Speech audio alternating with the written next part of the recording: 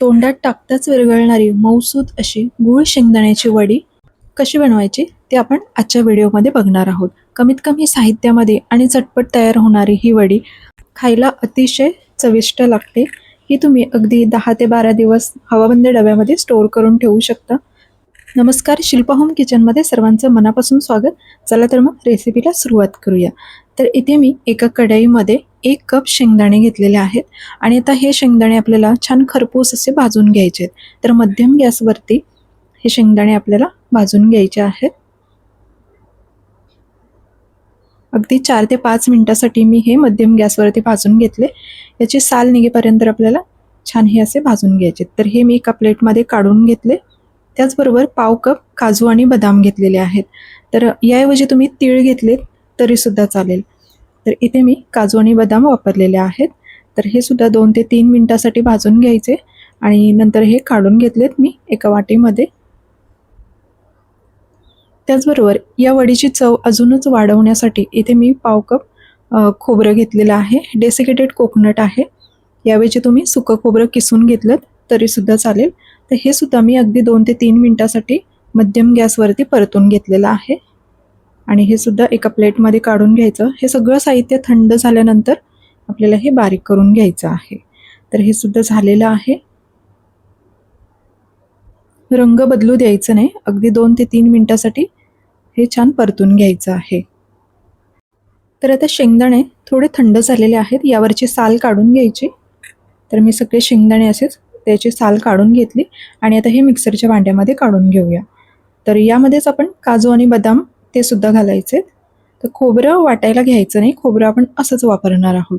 तर ही अशी जाडसर अशी पावडर तयार करून घेतलेली आहे.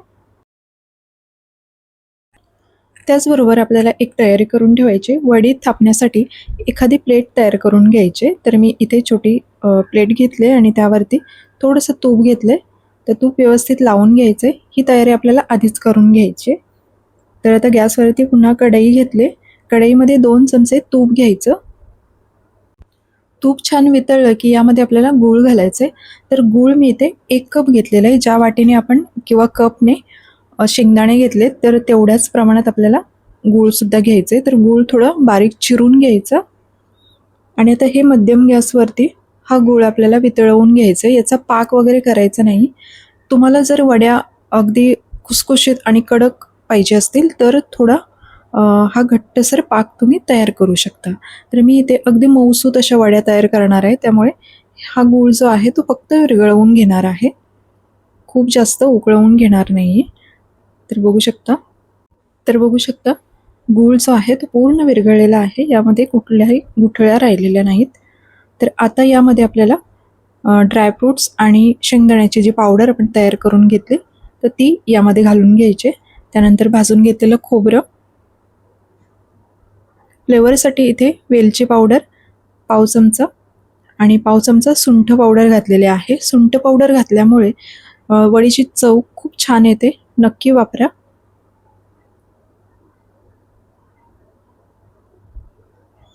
तर वेलची पावडर आणि सुंठ पावडर टाकून घेतलेली आहे. आता हे आपल्याला पटापट मिक्स करायचं आहे. गॅस थोडा कमी ठेवायचा. सगळं मिश्रण आपल्याला एकजीव करून घ्यायचं आहे आणि हे पटापट आपण करून घ्यायचं आहे कारण हे मिश्रण लगेचच कोरडं होतं.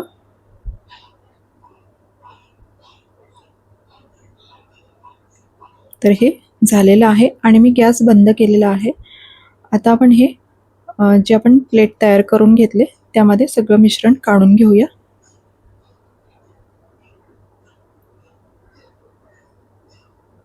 तर छान असं एकजीव करून घ्यायचं. तर लगेचच आपल्याला हे मिश्रण सगळं ताटामध्ये काढून घ्यायचं आहे आणि पटापट सेट करून घ्यायचं आहे कारण हे लवकर कोरडं होत जातं. तर मी एक वाटी घेतली आणि वाटीच्या तळाला थोडंसं तूप लावून घेतलं आणि आता हे वरून असं प्रेस करून आपल्याला ही वडी थापून घ्यायची आहे. तर अशा पद्धतीने ही वडी सेट करून घेऊ शकता किंवा एखाद्या सिलिकॉनच्या स्पॅच्युलाने हे असं सेट करून घेऊ शकता.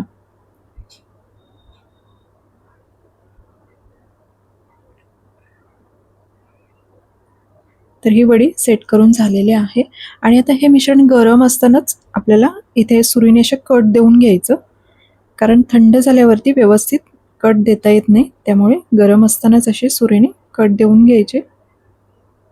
आणि हे साधारण अर्धा ते 1 तासासाठी थंड होण्यासाठी ठेवून द्यायचं. नंतर मग आपण या वड्या काढून घेऊया. तर मी अशा पद्धतीने कट करून घेते. तुम्ही तुमच्या आवडीनुसार वड्या कट करून घेऊ शकता. अगदी झटपट तयार होतात. तुम्ही नक्की ट्राय करून बघा आणि चवीला खूप छान लागतात. मुलांना मधल्या वेळेत देण्यासाठी किंवा टिफिनमध्ये एखादी वडी देण्यासाठी हा खूप छान पर्याय आहे आणि लहानांपासून मोठ्यांपर्यंत कोणीही खाऊ शकतात. तर नक्की एकदा तरी या पद्धतीने गूळ शेंगदाण्याची वडी तुम्ही नक्की बनवून बघा. तर आता जवळपास 1 तासासाठी या वड्या मी सेट करण्यासाठी ठेवून दिल्या होत्या. आता आपण या काढून घेऊया. तर पुन्हा एकदा थोडेसे सुरीने असे कट द्यायचे आणि या वड्या काढून घ्यायच्या. तर एक वडी मी तुम्हाला काढून दाखवते. अगदी व्यवस्थित सेट झालेले आहे, बघू शकता तुम्ही. खूप सुंदर अशा वड्या आपल्या तयार झालेल्या आहेत. तर मी आता या सगळ्या वड्या काढून घेते आणि आपण प्लेटमध्ये काढून घेऊया. तर आजची ही रेसिपी तुम्हाला कशी वाटली हे कमेंट्समध्ये नक्की सांगा. रेसिपी आवडली तर व्हिडिओला एक लाईक नक्की करा आणि अजून देखील चॅनलला सबस्क्राईब केलं नसेल तर प्लीज लगेचच चॅनलला सबस्क्राईब करा अशाच छान छान रेसिपी पाहण्यासाठी. आणि छान अशा शेंगदाण्याच्या वड्या आपल्या तयार झालेल्या आहेत. तर व्हिडिओ शेवटपर्यंत पाहिल्याबद्दल तुमचं खूप खूप धन्यवाद. पुन्हा एकदा भेटू अशाच एका नवीन रेसिपीसोबत. थँक्यू.